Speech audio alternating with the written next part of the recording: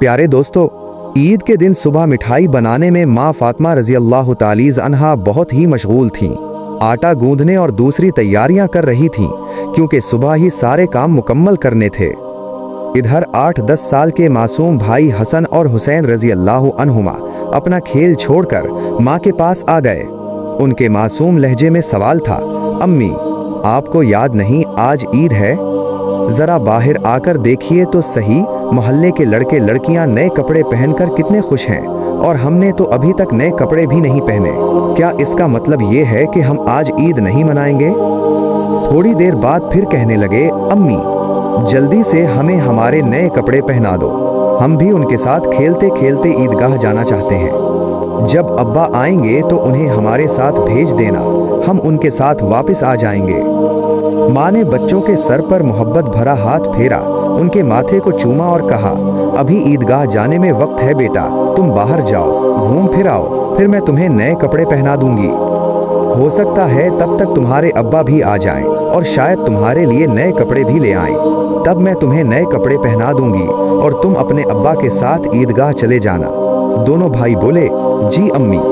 छोटे भाई ने अचानक सवाल किया, अम्मी, क्या अब्बा हमारे लिए नए कपड़े लेने गए हैं?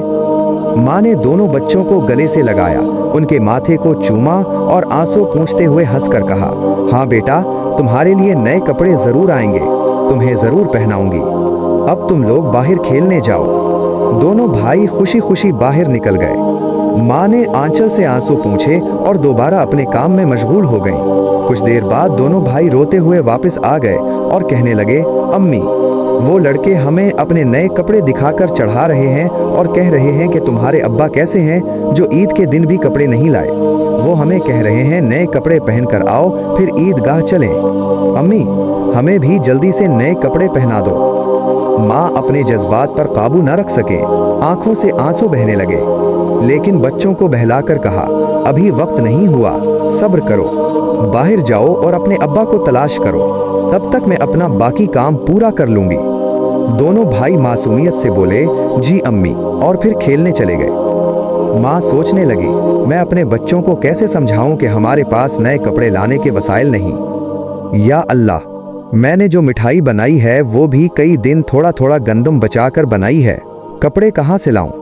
ए अल्लाह, ये बोझ क्यों डाला मेरे सर पर? झूठ गुनाह है, लेकिन मैं अपने बच्चों को झूठी तसल्ली दे रही हूँ। या अल्लाह, मेरी मदद फरमा। वो रोते हुए चुकी चलाने लगी। आंसुओं के साथ साथ चुकी की घर घर की आवाज गूंज रही थी। कुछ देर बाद दोनों बच्चे फिर आए और बोले, अम्मी, हम खजूर और समोसे लेकर अब्बा को ढूंढने जा रहे हैं। माँ ने रिंधी हुई आवाज में कहा, हाँ जाओ बेटा। फिर माँ ने दिल ही दिल में दुआ की, या अल्लाह, मेरे मासूम बच्चों की ख्वाहिश पूरी फरमा।